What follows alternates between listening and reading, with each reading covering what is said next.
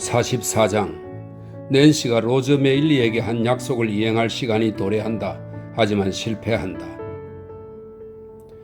비록 교활한 꾀와 시치미 떼기의 모든 기술에서 능수능란한 여자였지만 낸시는 자신이 결행한 일에 대한 자의식으로 인해 마음에 일어나는 동요를 완전히 감출 수는 없었다. 그녀는 강교한 유태인과 잔인한 사익스 둘 다 그동안 그녀를 의심할 구석이 없는 신뢰할 만한 동료로 완전히 믿고 다른 모든 사람들한테는 감추었던 계략들을 그녀에게는 털어놓곤 했다는 사실을 떠올렸다.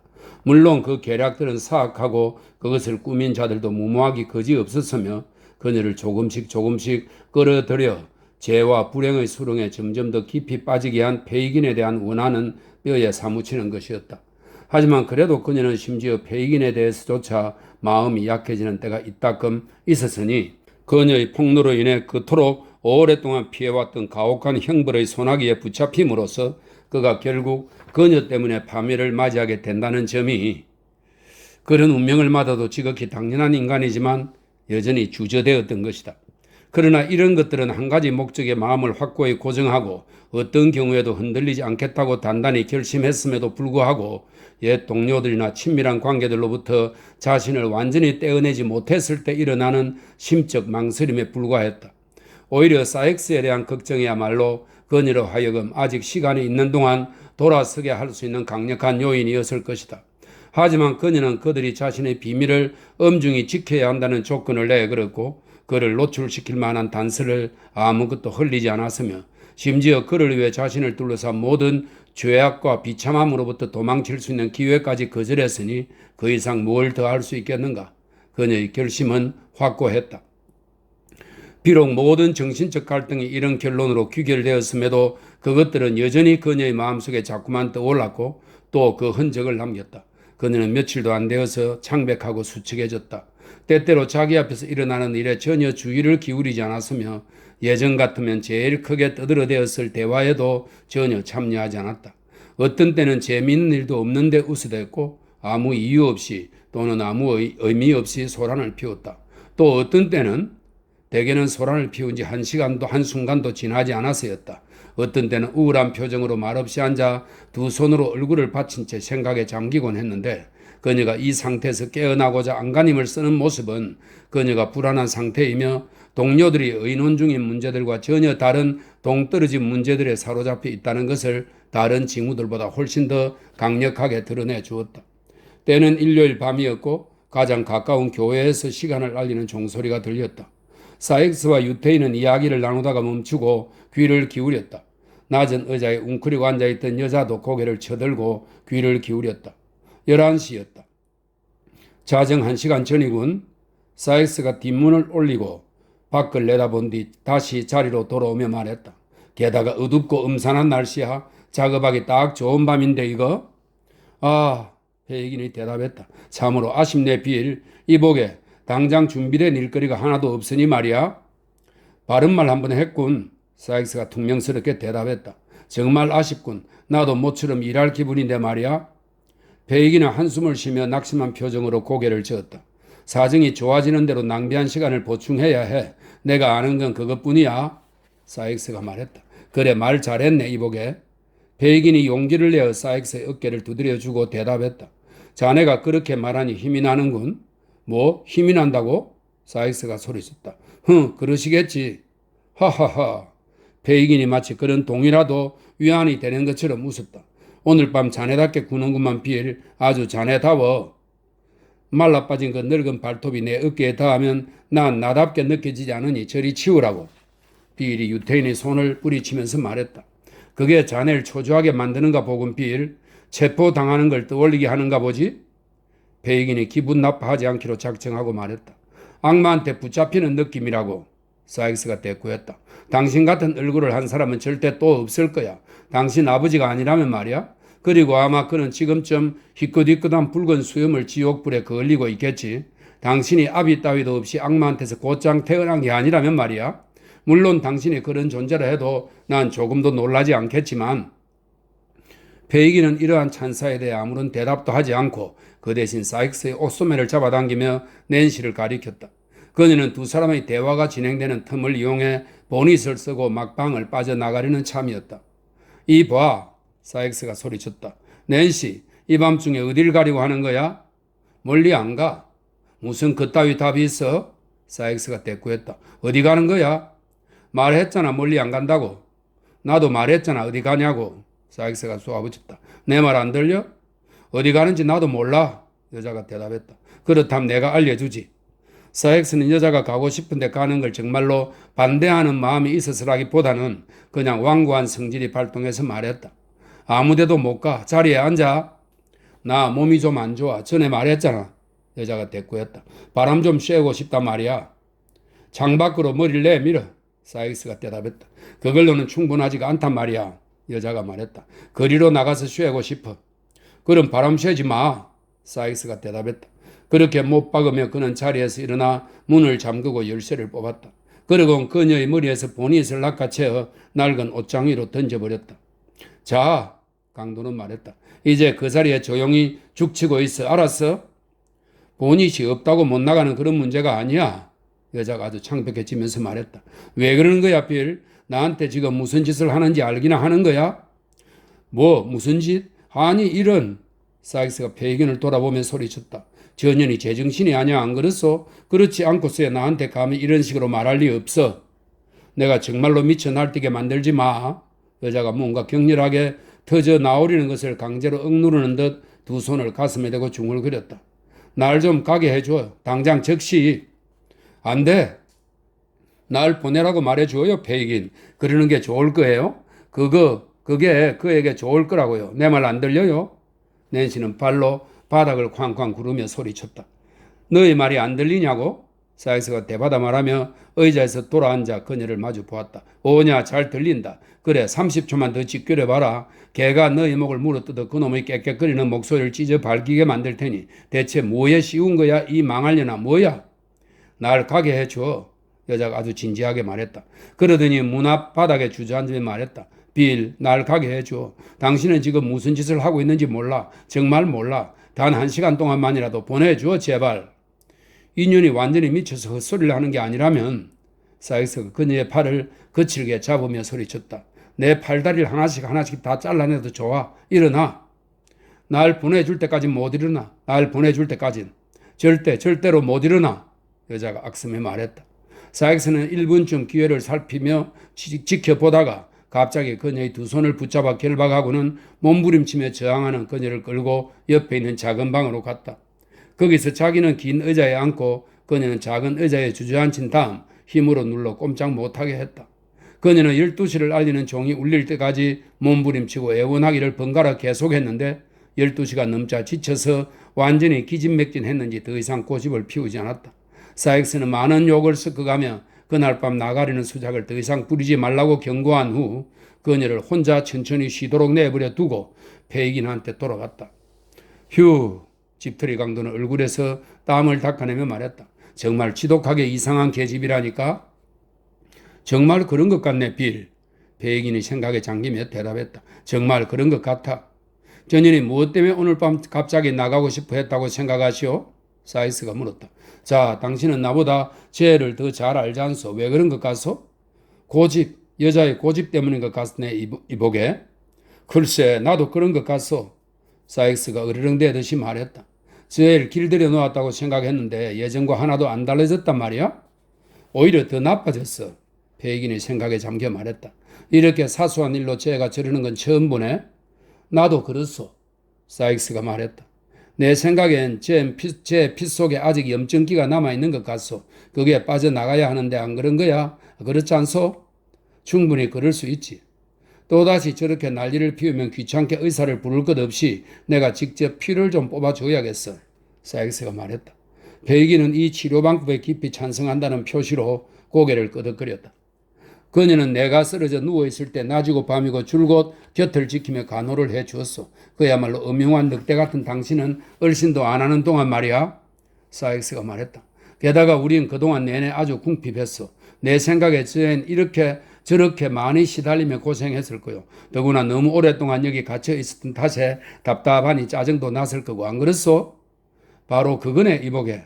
유태인이 속삭이는 말로 대답했다. 쉿.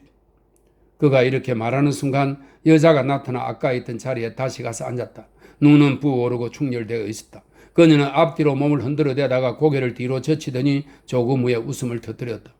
아니, 쟤가 이제 다른 방향으로 튀고 있네. 사익스가 극도로 놀라운 표정을 짓고 동료를 돌아보며 외쳤다.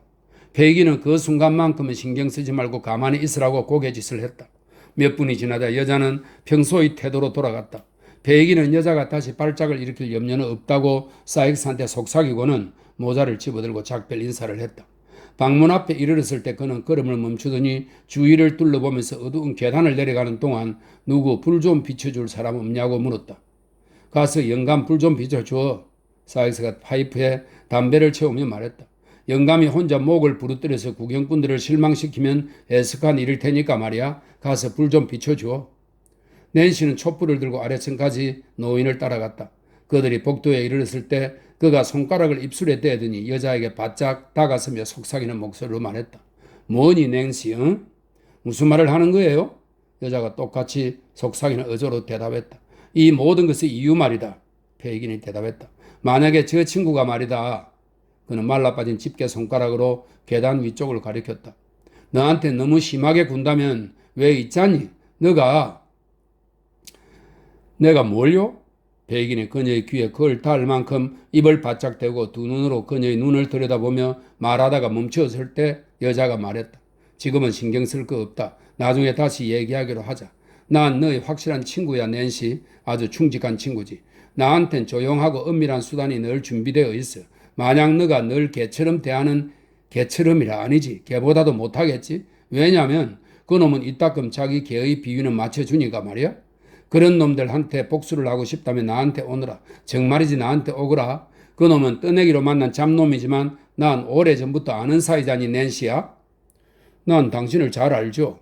여자가 조금도 감정을 드러내지 않으며 대답했다. 잘 가요. 그녀는 페이긴이 그녀의 손을 잡으려고 손을 내밀었을 때 움찔 뒤로 물러섰지만 차분한 목소리로 다시금 잘 가라는 인사를 하고는 그가 던지는 작별의 시선에 알겠다는 듯이 고개를 한번 끄덕여 준 뒤 문을 닫았다. 페이기는 머릿속에 활발히 떠오르는 몇 가지 생각에 몰두한 채 집을 향해 걸어갔다. 그는 낸시가 집들이 강도의 잔인한 학대에 눈들이가 나서 누군가 새 남자친구에게 애정을 품게 되었다는 생각을, 그날 밤 일어난 일들이 그 생각을 확실하게 굳혀주는 역할을 했지만 그것을 통해서라기보다는 이미 그전부터 시간을 두고 조금씩 그런 생각을 하게 되었다. 그녀의 태도가 바뀐 것, 빈번하게 혼자 외출하는 것, 예전엔 그토록 열성이었던 패거리의 관심사들에 상대적으로 무관심해진 것, 여기에 더하여 그날 밤 특정한 시간에 집을 나가지 못해 필사적으로 안달을 부린 것, 이 모든 것이 그의 추측을 뒷받침했으니 이 추측은 적어도 그에게는 거의 확실한 것이 되었다. 이 새로운 애정의 대상은 그가 부리는 자들 중 하나가 아니었다. 낸시 같은 보조자와 함께라면 그자는 가치 있는 획득물이 될 것이다. 따라서 지체 없이 확보해야 할 대상이었다. 그가 또 하나 노리는 한층 음흉한 목적이 있었다. 사익스는 너무나 많은 것을 알고 있었다. 게다가 그의 폭언과 조롱은 그동안 페이긴의 마음속에 비록 그 상처를 감추고는 있었지만 뿌리 깊은 원한이 자라게 했다. 틀림없이 낸시는 만약 자신이 사익스를 떨쳐버리면 광분한 그가 자신을 가만히 내버려 두지 않을 뿐만 아니라 자신이 셰로의 마음을 준 대상에게 반드시 손발을 부러뜨려 불구로 만든다든가 목숨을 끊어놓던가 하는 식으로 격렬한 분노를 터뜨리고 말리라는 점을 잘 알 것이었다. 조금만 설득하면 페이기는 생각했다. 세상 무엇보다도 쉽게 그녀로 하여금 그를 독살하는 일에 동의하게 만들 수 있을 거야. 여자들은 그런 목적을 이루기 위해서 예전부터 그런 짓을, 아니 그보다 더한 짓도 늘 해왔거든. 그럼 위험한 악당놈, 내가 증오하는 이 녀석은 사라지고 그 대신 다른 놈을 확보하는 셈이 되는 거지. 그리고 그녀의 범죄를 내가 알고 있으니 그녀에 대한 내 영향력은 무한해지고 말이야. 집들이 강도의 방에서 혼자 앉아있던 짧은 시간 동안에 페이건이 머릿속을 스쳐갔던 생각들은 바로 이런 것들이었다. 그리고 그는 그것들을 염두에 두고서 그 직후의 기회를 포착하여 낸시와 헤어질 때 몇 마디 파편적인 암시를 통해 속을 떠보았던 것이다. 그때 그녀는 놀라는 표정을 전혀 짓지 않았고 또 그의 말뜻을 이해할 수 없다는 듯한 태도도 취하지 않았다. 여자는 그녀의 말을 분명히 알아들었을 것이었다. 헤어질 때 그녀의 시선은 그 점을 확실히 보여주었다. 하지만 사엑스의 목숨을 제거하자는 음모를 듣고 그녀는 못하겠다고 물러설지도 모른다. 그런데 그거야말로 달성해야 할 주요 목표들 중 하나였다. 어떻게 하면 베이기는 집을 향해 천천히 나아가며 생각했다. 그녀에 대한 내 영향력을 강화할 수 있을까? 내가 새로운 지배력을 획득할 방법이 뭐 없을까? 그런 자들의 머릿속은 방책들이 풍부한 법, 그녀한테 고백을 강요할 것 없이 감시자를 붙여서 그녀의 바뀐 연정의 대상이 누군지 알아낸 다음 그녀가 그의 책략에 참여하지 않으면 그녀가 정말 이만저만 두려워하는 게 아닌 사익스한테 전모를 폭로하겠다고 협박을 한다면 그녀의 동의를 쉽게 얻어낼 수 있지 않겠는가? 그래, 그럴 수 있을 거야. 페이기는 소리가 거의 입 밖에 날 정도로 크게 말했다. 그러면 감히 거절하지 못할 거야. 절대로 못할 거야, 절대로. 다 해결돼서. 방도는 준비되었으니 착수만 시키면 돼. 넌 곧 꼼짝없이 잡히고 말 거야. 그는 조금 전에 떠나온 자기보다 더 대담한 악당이 있는 집을 향해 위협적인 손짓과 함께 음흉한 시선을 던진 뒤 가던 길을 계속 갔다. 그러면서 앙상한 두 손을 너덜너덜한 옷의 주름 밑에서 바쁘게 움직였는데 마치 손가락 동작 하나하나로 혐오하는 원수를 으깨기라도 하는 것처럼 옷 안쪽을 손으로 꽉 움켜 쥐고 세차게 비틀었다.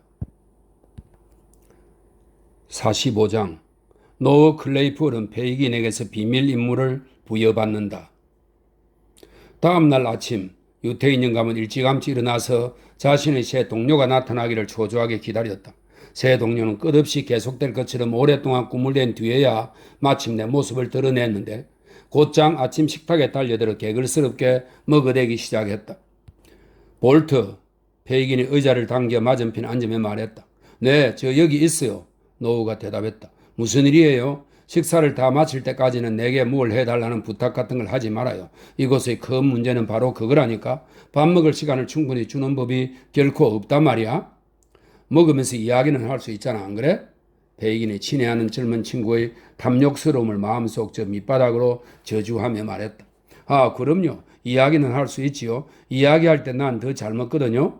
노우는 엄청나게 큰 빵 조각을 잘라내며 말했다. 샬럿은 어디 있죠? 나갔네. 베이긴이 말했다. 오늘 아침에 다른 아가씨와 함께 내보냈어. 우리 둘만 있고 싶어서 말이야. 노우가 말했다. 나가기 전에 버터 바른 토스트 좀 만들어 놓으라고 했으면 좋았을걸. 뭐 할 수 없지. 자, 이야기를 해봐요. 먹는 데는 방해가 안 될 테니까. 실제로 무엇든지 그를 방해할 염려는 별로 없어 보였으니 그는 분명코 엄청나게 많이 먹어치울 결심을 단단히 한 모습으로 앉아 있었기 때문이다. 이보게, 자네 어제 일을 썩 잘했어. 베이긴이 말했다. 훌륭해. 첫날에 6실링하고도 9.5펜이나 벌다니 꼬맹이 털어먹기로 자넨 큰 부자가 되겠어. 0.5리터짜리 단지 3개하고 우유 깡통 하나도 했다는 걸 빼먹지 말아요. 볼터 씨가 말했다. 그럼 그래야지 이보게. 단지들은 아주 기막힌 솜씨였어. 하지만 우유 깡통이야말로 정말 완벽한 대가급 업적이었네. 내 생각에도 초보치고는 상당히 잘한 것 같아요. 볼터 씨가 자기 만족에 빠져 덧붙였다. 단지들은 집 밖의 난간에서 집어왔고 우유깡통은 술집 바깥에 혼자 서 있었어요. 그게 비를 맞으면 녹이 슬거나 감기에 걸릴까봐 걱정이 되길래 말이에요. 안 그래요? 하하하. 베이기는 아주 진심으로 따라 웃는 척했다. 볼트 씨는 한바탕 실컷 웃어대고 빵을 연달아 크게 물어뜯어 버터 바른 첫 번째 큼지막한 빵 조각을 해치웠다. 그러곤 두 번째 빵 조각에 달려들었다. 볼트, 난 자네가 말이야. 베이긴이 식탁 너머로 몸을 기울이며 말했다. 날 위해 자그마한 일을 하나 해주었으면 하네. 아주 조심하고 주의할 필요가 있는 일이라서 그러네 이보게. 이거 보세요. 볼트가 대꾸했다. 날 위험한 데 밀어넣거나 그놈의 경찰서 같은 데로 다시 보내거나 할 생각은 말라고요. 그건 나한테 안 맞는 일이에요. 안 맞는 일. 내 말 분명히 알아두세요. 눈꽃만큼도 위험할 게 없는 일이라네. 아주 눈꽃만큼도 말이야. 유태인이 말했다. 그저 여자 하나를 몰래 따라다니기만 하면 되네. 늙은 여잔가요? 볼터 씨가 물었다. 젊은 여자라네. 베이긴이 대답했다. 뭐 그런 일이라면 내가 잘할 수 있지요. 볼트가 말했다. 난 학교 다닐 때 진짜로 끝내주는 비밀 염탐꾼이었거든요. 그런데 무엇 때문에 이 여자를 따라다니는 거죠? 혹시 나보고 자네가 뭘 특별히 할 것은 없고 그저 나한테 그 여자가 어디를 가고 누굴 만나는지 그리고 가능하다면 무슨 이야기를 하는지 알려주기만 하면 되네. 그게 길거리면 어느 길인지 집이면 어느 집인지 등을 기억해 두면서 자네가 모을 수 있는 모든 정보를 나한테 가져다 주기만 하면 되네. 보수는 얼마나 줄 거예요? 노는 컵을 내려놓고 고영주의 얼굴을 빤히 쳐다보며 물었다. 자네가 잘만 해내면 이보게 1파운드 주겠네. 1파운드나 말이네. 배기는 볼트가 가능한 한 이 미행권에 관심을 갖기를 바라면서 말했다. 게다가 이건 값나가는 수확을 얻을 게 전혀 없는 이런 종류의 일에 대해서 내가 아직까지 준 적이 없는 액수이네. 그 여자가 누구예요? 우리 패거리 중 하나라네. 이런 맙소사. 노우가 코끝을 축해 올리며 소리쳤다. 그 여자한테 의심스러운 구석이 생겼나 보자. 그렇죠? 그 애가 새로운 친구들을 몇 명 사귀고 있는데 말이야. 이보게 그들이 누구인지 꼭 알아야 하겠거든. 베이긴이 대답했다. 알겠어요. 노우가 말했다. 그저 그들이 점잖은 사람들이라면 그들과 알고 지내는 기쁨을 누리기 위해서다. 뭐 그런 거겠죠. 에? 하하 좋아요. 맞겠어요? 네 그럴 줄 알았네. 베이긴이 자기 제안에 성공한 것에 고무되어 소리쳤다. 물론 그래야죠. 물론. 노우가 대답했다. 그 여자 지금 어디에 있어요? 어디서 기다려야 하나요? 어디로 가야 하죠? 그것들은 이보게 곧 다 말해주도록 하겠네. 적당한 때에 그녀를 지목도 해주고 말이야. 베이긴이 말했다. 자넨 준비나 하고 나머진 나한테 맡기게.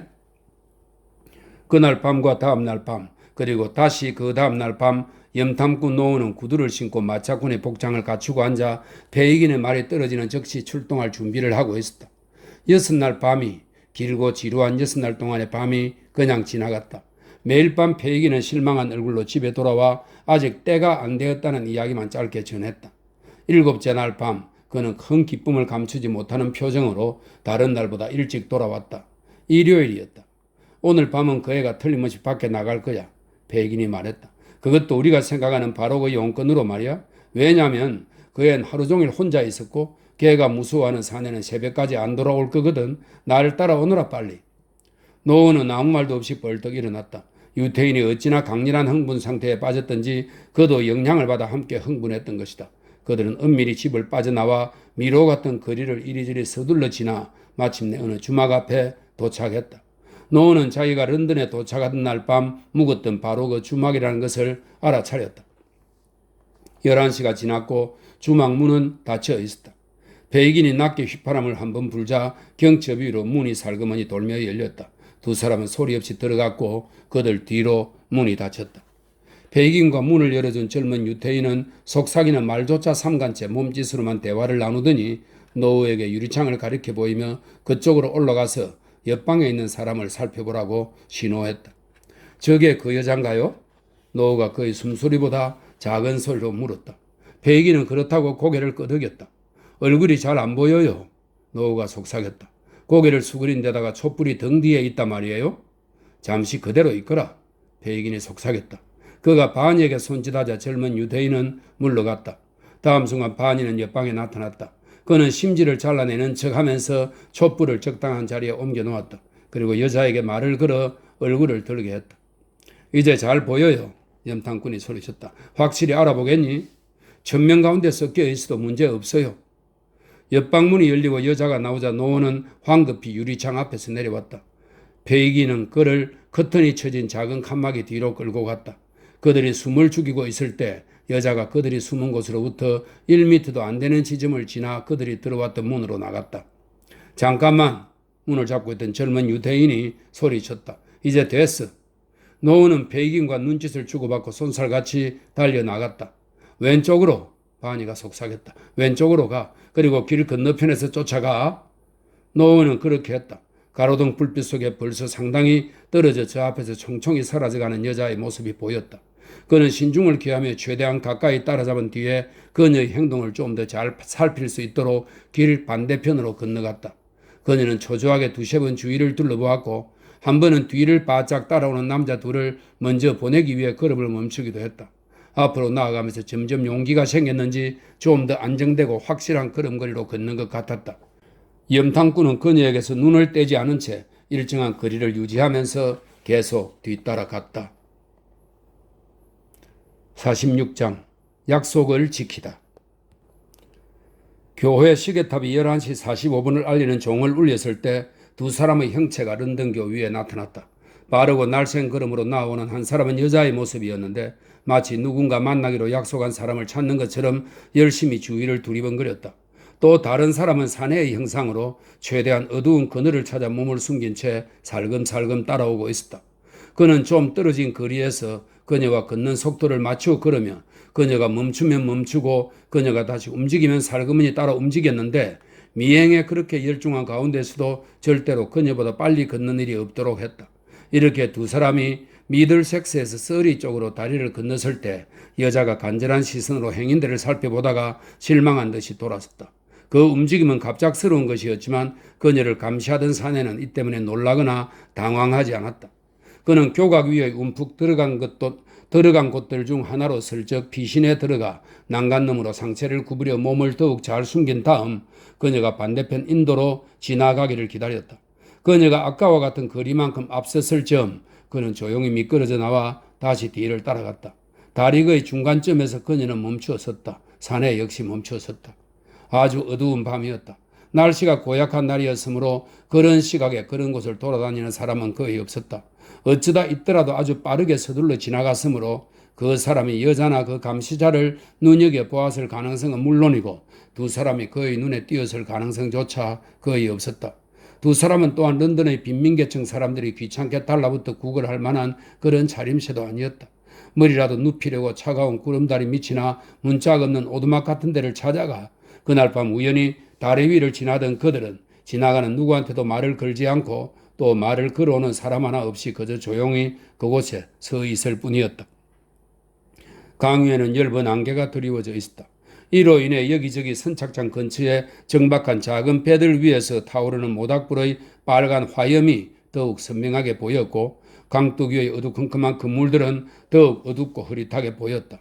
강 양안의 연기에 끌린 낡은 창고들은 빽빽하게 밀집한 지붕과 박봉들 위로 육중하고 어물하게 솟아올라 자신들의 꼴사놓은 형체조차 비추지 못할 만큼 시커먼 강물을 찌푸린 얼굴로 험악하게 내려다보고 있었다. 기나긴 세월 그 오래된 다리의 거대한 수호자 역할을 해온 유서 깊은 성 구세주 교회의 탑과 성 매그너스 교회의 첨탑이 어둠 속에서 뿌옇게 보였다. 하지만 다리 아래에 숲을 이룬 선박들과 그 너머로 여기저기 빽빽하게 늘어선 교회 첨탑들은 거의 모두 시야에서 가려져 있었다.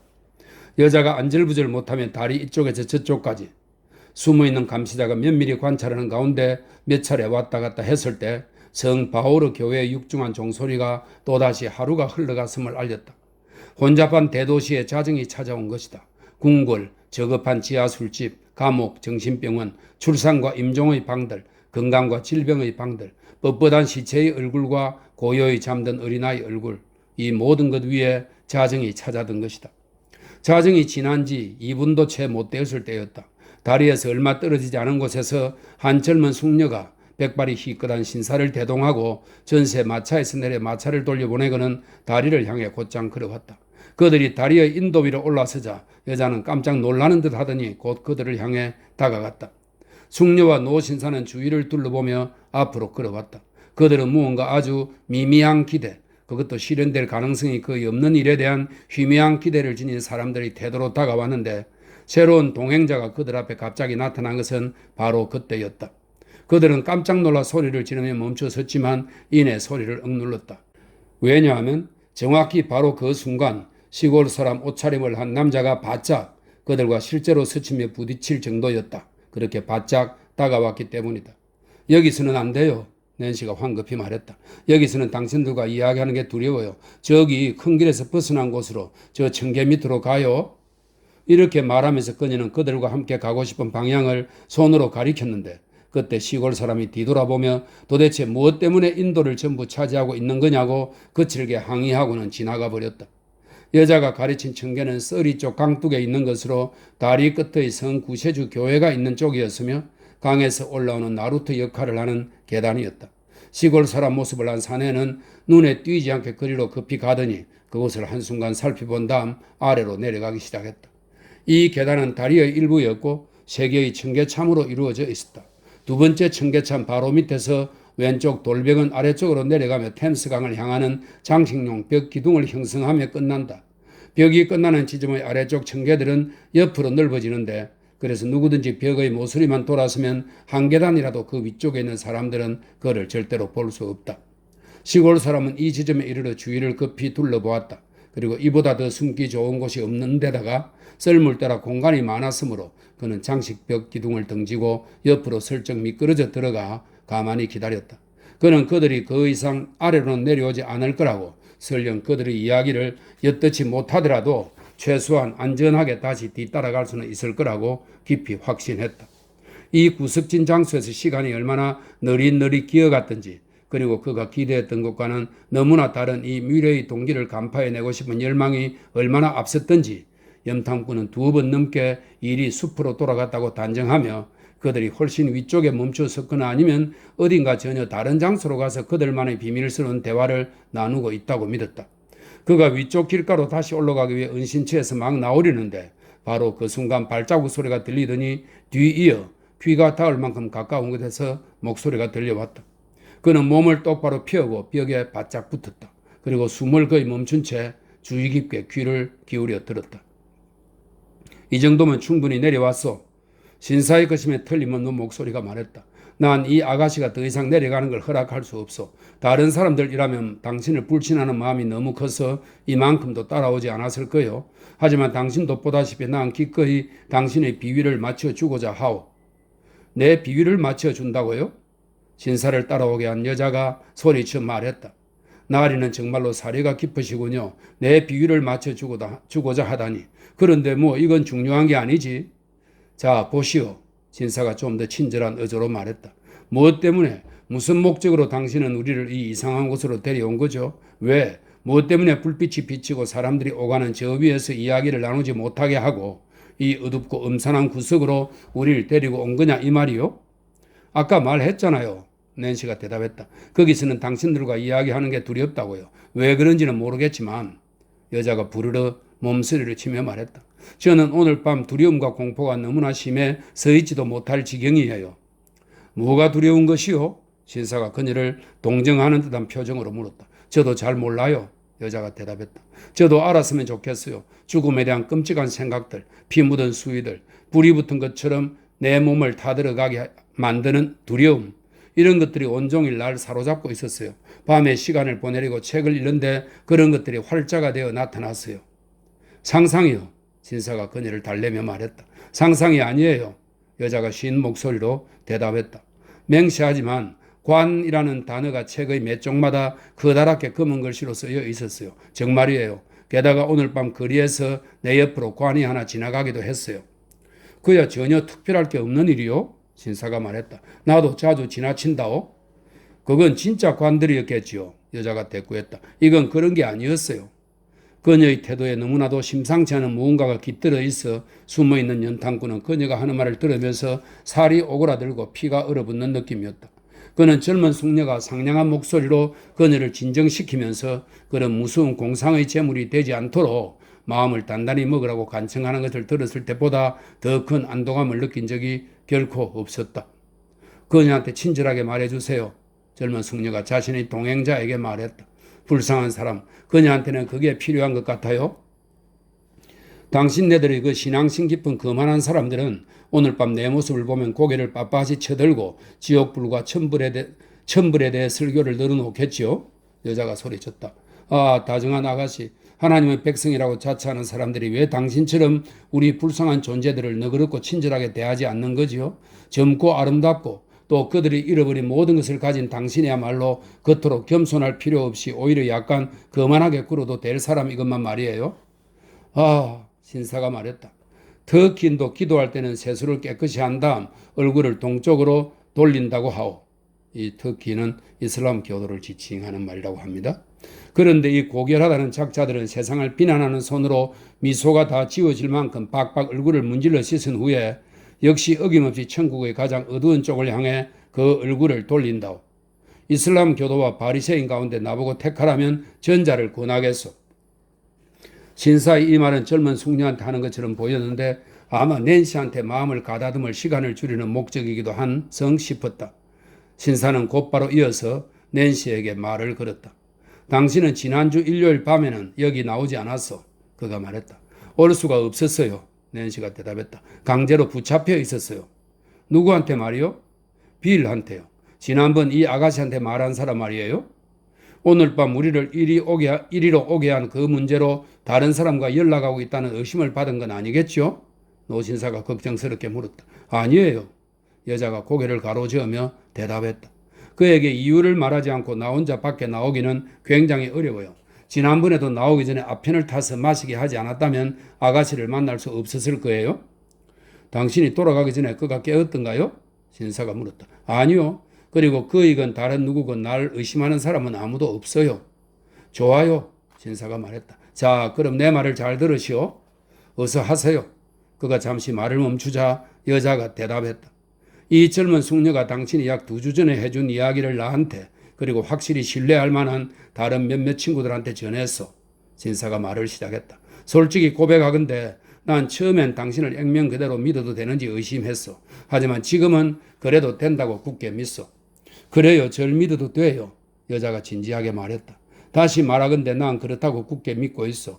내가 기꺼이 당신을 신뢰한다는 것을 증명하기 위해 숨김없이 말하건대 우리는 이 멍커스라는 자의 두려움을 이용해 그로 하여금 그 비밀을 그게 무엇이든지 간에 고백하도록 만들 작정이요. 그러나 만약 신사가 말했다. 그를 붙잡을 수 없거나 또는 붙잡는다 하더라도 우리 바람대로 그가 움직이지 않는 경우에 당신은 그 유태인을 우리한테 넘겨줘야 하오? 폐이긴을요?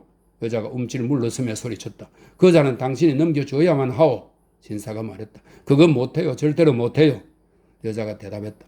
그는 악마지만 아니 나한테는 악마보다 더 나쁜 사람이지만 난 그건 절대로 못하겠어요. 못하겠소? 신사가 말했는데 그는 이런 대답을 충분히 예상한 것처럼 보였다. 절대로요. 여자가 대답했다. 왜 그런지 말해주겠소? 한 가지 이유 때문이에요. 여자가 단호히 대꾸했다. 그리고 그 이유는 이 아가씨께서 알고 또 지지해 주기로 한 거예요. 난 이분이 그래 주시리라고 믿어요. 나한테 약속을 했으니까요. 그리고 또 한 가지 다른 이유가 있어요. 그 사람이 비록 타락한 삶을 살아왔지만 나 역시 같은 삶을 살아왔어요. 우리 가운데는 그렇게 타락한 길을 함께 걸어온 사람들이 많아요. 그런 그들을 나는 배반할 수 없어요. 그들 중 누구라도 나를 배반할 수 있었지만 안 그랬어요. 비록 나쁜 사람들이라 할지라도 말이에요. 그렇다면 신사가 마치 자기가 목표했던 지점에 도달하기라도 한 듯 재빨리 말했다. 멍커스를 내 손에 넘겨주고 그에 대한 처리도 나한테 맡기시오. 그가 다른 사람들을 밀고 하면 어떻게 하죠? 그런 경우라도 그에게서 진실을 자백받기만 하면 거기서 문제를 종결짓겠다고 약속하오. 올리브의 짧은 과거에는 세상에 드러내면 고통스러울 어떤 사정들이 있음에 틀림없소. 그래서 일단 진실을 알아내기만 하면 그 자들은 처벌하지 않도록 하겠소. 만약 알아내지 못한다면요? 여자가 가정하며 물었다. 그렇더라도 신사가 말을 계속했다. 당신의 동의 없이는 폐기인을 법의 심판대에 넘기지 않겠소. 물론 그런 경우 난 당신으로 하여금 동의하게 할 만한 이유들을 제시할 수 있을 것으로 생각하오. 아가씨께서도 약속해 주시는 건가요? 여자가 물었다. 네, 약속해요. 로즈가 대답했다. 진심과 믿음을 다해 서약합니다. 멍커스는 당신들이 이 일을 어떻게 알게 되었는지 절대로 알아차리지 못할 거라는 거죠? 여자가 잠시 가만히 있다가 말했다. 절대로 알 수 없을 거요. 신사가 대답했다. 우리가 가진 정보를 아주 신중히 사용해서 그가 추측조차 전혀 못하게 하겠소. 전 어릴 때부터 거짓말쟁이였고 또 거짓말쟁이들 속에서 살았어요. 여자가 다시 한번 잠시 침묵하다가 말했다. 하지만 두 분의 말을 믿겠습니다. 믿어도 틀림없다는 보장을 두 사람한테서 들은 후 여자는 그날 밤 살짝 빠져나온 사실은 미행당하기 시작한 주막의 이름과 위치 등을 묘사하기 시작했는데 너무나 작은 목소리로 이야기를 해서 염탐꾼은 그녀가 하는 말의 대강조차 파악하기 힘들 때가 많았다. 그녀가 이따금씩 말을 멈추는 것으로 보아 신사는 그녀가 알려주는 정보 가운데 몇 가지를 급하게 적는 것 같았다. 주막의 구체적인 위치, 남의 눈에 띄지 않고 그곳을 제일 잘 지켜볼 만한 자리, 멍커스가 습관처럼 자주 나타나는 밤의 요일과 시각 등을 충분히 설명하고 났을 때 그녀는 멍커스의 생김새와 특징을 좀 더 분명하게 기억해내기 위해 잠시 생각에 잠기는 듯 했다. 그는 키가 커요. 여자가 말했다. 그리고 체격이 다부진 편이지만 뚱뚱하진 않아요. 사람의 눈을 피한 듯한 걸음걸이인데 그럴 때 어깨 너머를 처음엔 이쪽으로 다음엔 저쪽으로 계속해서 돌아보곤 합니다. 그걸 잊지 마세요.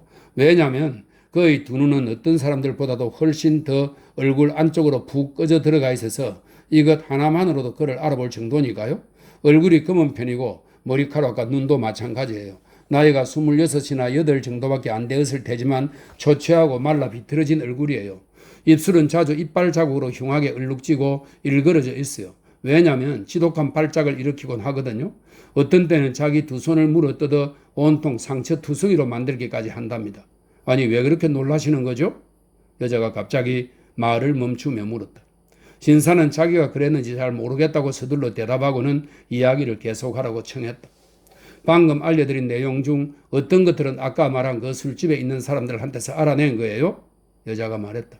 제가 그 사람을 본 건 2번밖에 안 되는 데다 2번 다 그는 커다란 망토로 몸을 감싸고 있었거든요. 그 사람을 알아볼 만한 특징으로 제가 말씀드릴 수 있는 것은 다 말씀드린 것 같아요. 아 잠깐만요. 그녀가 덧붙였다.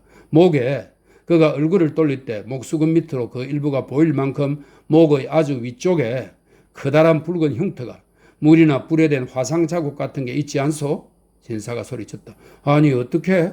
여자가 말했다. 그 사람을 아시는군요. 젊은 숙녀도 놀라서 외치는 소리를 냈고 잠시 동안 그들은 조용히 있었다. 얼마나 조용한지 그들의 숨소리가 염탐꾼한테 똑똑히 들릴 정도였다. 그런 것 같소. 신사가 침묵을 깨면서 말했다. 당신이 묘사한 대로라면 그런 것 같소. 두고 봅시다. 많은 사람들이 기이하게도 서로 닮곤 하지요. 그러니 다른 사람일 수도 있어. 별것 아니라는 듯한 태도로 신사는 이런 뜻을 표명하면서 숨어있는 연탐꾼 쪽으로 한두 걸음 가까이 다가섰다. 이 사실을 연탐꾼은 틀림없이 그자야 라고 중얼거리는 그의 목소리가 또렷하게 들리는 것을 통해 알 수 있었다. 자, 신사가 말했는데 그 소리로 보아 종전에 있던 자리로 다시 돌아가는 것 같았다.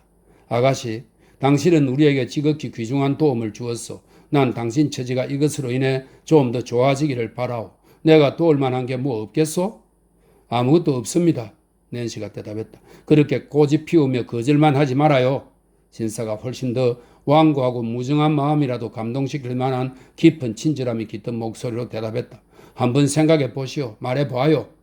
아무것도 없습니다, 나으리. 여자가 눈물을 걸성하며 말했다. 저를 돕기 위해 하실 수 있는 건 아무것도 없습니다. 전 정말이지 희망이 전혀 없는 사람입니다. 당신은 스스로를 희망의 울타리 밖에다 던져주고 있어. 신사가 말했다. 당신의 과거는 황무지처럼 낭비된 삶이었어. 젊음의 활기를 잘못 사용하고 창조주께서 딱 한 번 베푼 뒤 절대 다시는 안 주시는 진정 소중한 보물들을 아무렇게나 써버리면서 말이오. 하지만 미래만큼은 희망을 품을 수 있을 것이오. 난 우리가 당신한테 마음과 정신의 평화를 줄 힘이 있다고 말하는 건 아니오. 왜냐하면 그것은 당신이 찾고자 할 때만 오는 것이니까. 하지만 당신에게 영국이나 혹은 당신이 여기 남는 게 두렵다면 어디 다른 외국에 조용하고 안전한 피신처를 마련해 주는 것은 우리의 능력 범위 내에 있을 뿐만 아니라 우리의 가장 간절한 소망이기도 하오. 아침이 밝기 전에 이 강이 첫 햇살을 밟고 깨어나기 전에 우린 당신을 옛 동료들의 손이 전혀 닿지 않는 곳으로 데려가서 당신의 아무런 자취도 남지 않도록 해줄 수 있어. 마치 당신이 이 순간 지구상에서 사라지기라도 한 것처럼 말이오. 자, 난 당신이 돌아가서 옛 동료 그 누구와 한마디라도 나누거나 옛 근거지 그 어느 곳을 한 번이라도 다시 쳐다보거나 당신에게 역병이자 죽음이나 다름없는 그 공기를 다시 들이마시게 하고 싶지 않소. 모든 것을 버리고 떠나시오. 시간과 기회가 있을 때 말이오. 그녀는 이제 우리 말대로 할 거예요. 젊은 숙녀가 소리쳐 말했다. 망설이는 중이에요. 틀림없어요. 그렇지 않은 것 같소, 아가씨. 신사가 말했다. 맞습니다, 나으리. 전 망설이고 있지 않아요. 여자가 잠깐 갈등하다가 대답했다. 전 제 과거의 삶에 쇠사슬처럼 묶여 있습니다. 전 지금 그것을 혐오하고 싫어하지만 버리고 떠날 수는 없습니다. 돌아서기에는 너무나 멀리 온 것임에 틀림없어요. 하지만 잘 모르겠어요. 왜냐하면 그런 이야기를 들은 게 얼마 전이었다면 전 그걸 일수에 붙이고 말았을 텐데 지금은 그녀는 황급히 주위를 둘러보며 말했다. 하지만 두려움이 다시 밀려오는군요. 그만 집으로 가야겠어요. 집이라고요? 젊은 숙녀가 집을 크게 힘주어 말했다. 네, 집으로요, 아가씨. 여자가 대답했다. 보잘것없지만 내 인생 전부를 바쳐 나 자신을 위해 꾸며놓은 집으로 말이에요. 그만 헤어져요. 이러다가 들키거나 눈에 띄겠어요? 가세요, 어서. 제가 당신들에게 무언가 도움을 드렸다면 바라는 건 그저 제가 혼자 제 갈 길로 가도록 내버려 두라는 것뿐이에요. 더 이상 소용없겠소. 신사가 한숨을 쉬며 말했다. 여기에 이렇게 지체하고 있으면 그녀의 안전을 위태롭게 만들 수 있어. 이미 그녀의 계획보다 훨씬 더 오래 붙들어 둔 건지도 모르오. 네, 맞아요. 여자가 재촉하듯 말했다. 벌써 그랬어요. 이 불쌍한 사람이 다다를 인생의 종착점은 과연 어떤 것일까요? 젊은 숙녀가 소리쳤다. 어떤 것이냐고요? 여자가 말을 그대로 받으며 대답했다. 저 앞을 보세요, 아가씨. 저 시커먼 강물을 보세요. 저 같은 여자가 걱정해주거나 슬퍼해줄 사람 하나 없이 저 강물 속에 뛰어드는 이야기를 얼마나 읽어보셨나요? 지금부터 몇 년 후가 될지 아님 단 몇 달 후가 될지는 모르겠지만 저도 결국에는 그렇게 되고 말 거예요. 그런 식으로 말하지 마세요, 제발. 젊은 숙녀가 흐느끼며 대답했다. 그 소식이 당신 귀에는 결코 닿지 않을 거예요. 다정한 아가씨, 하나님께서 그런 끔찍한 일을 막아주시기를. 여자가 대답했다. 잘 가세요, 잘 가세요. 신사가 돌아섰다. 이 지갑이라도, 젊은 숙녀가 소리쳤다. 이거라도 날 위해서 제발 받아주세요. 어렵거나 곤란할 때 조금이라도 도움이 되게 말이에요. 싫어요. 여자가 대답했다. 내가 도와드린 건 돈 때문이 아니에요. 이 사실을 내가 마음속에 그대로 간직하게 해주세요. 하지만 당신이 몸에 지닌 물건이라면 하나 주세요. 그런 거라면 하나 받고 싶어요. 아니요. 반지는 말고 장갑이나 손수건 같은 것. 친절하신 당신의 물건으로 내가 기념하며 간직할 만한 것이면 충분해요. 아가씨, 네, 좋아요. 정말 고마워요. 하나님께서 축복해 주시기를. 잘 가세요. 잘 가세요. 여자가 격하게 흥분한 상태이고 또 행여 발각이라도 되면 그녀가 학대와 폭행을 당할까 걱정되었는지 신사는 그녀가 간청하는 대로 그만 헤어지기로 결심한 것 같았다. 돌아서서 올라가는 발걸음 소리가 들렸고 목소리도 그쳤다. 다리 위로 곧 젊은 숙녀와 동행의 모습이 나타났다. 그들은 청계 꼭대기에서 멈춰 섰다. 잠깐 들어보세요. 젊은 숙녀가 귀를 기울이며 소리쳤다. 그녀가 부르지 않았나요? 목소리가 들린 것 같았어요. 아니요, 아가씨. 브라운 노시가 슬픈 얼굴로 뒤를 돌아보며 대답했다. 그녀는 꼼짝 않고 있다오. 우리가 갈 때까지 그렇게 있을 거요. 로즈 메일리는 더 있으려고 머뭇머뭇했지만 노 신사가 그녀의 팔을 끼고는 부드럽게 힘을 주어 끌고 갔다. 그들이 사라지자 여자는 돌계단 한편에 그의 큰 대자로 쓰러지다시피 했다. 그리고 가슴 속의 고뇌를 비통한 눈물로 쏟아냈다. 얼마 후에 그녀는 일어섰다. 그리고 힘없이 비틀거리는 발걸음으로 큰 길로 올라갔다. 놀란 마음으로 엿듣던 염탐꾼은 그 후 몇 분 동안 제자리에 꼼짝 않고 있다가 조심스레 주위를 여러 번 살펴보고 아무도 없는 것을 확인한 뒤 숨어있던 곳에서 천천히 기어 나왔다.